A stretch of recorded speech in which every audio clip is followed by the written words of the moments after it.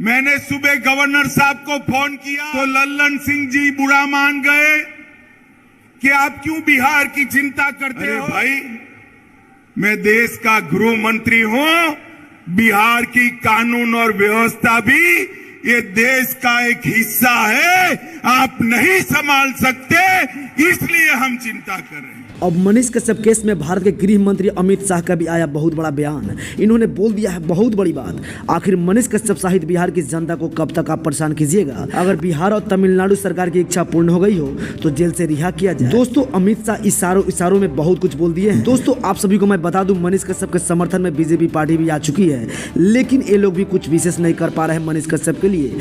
कारण ये है कि भारतीय कानून और नियम बनाने वाले के आगे कुछ भी चारा नहीं चल पा रहा है। दोस्तों, मनीष कश्यप दिन प्रतिदिन उस गंदे राजनीति के द्वारा उस कानून के दलदल में फंसता नजर आ रहा है कि जहां से निकलना मुश्किल है। दोस्तों, लेकिन मैं आपको बता दूं, मनीष कश्यप 26 जून को बिहार बेतिया कोर्ट में आ रहे हैं, लेकिन घर वापसी कब होगी इसके लिए मनीष कश्यप के ऐसे ही समर्थन और इस वीडियो को ज्यादा से ज्यादा शेयर करने की जरूरी है। इस पे आपकी क्या राय है कमेंट बॉक्स में जरूर बताएं।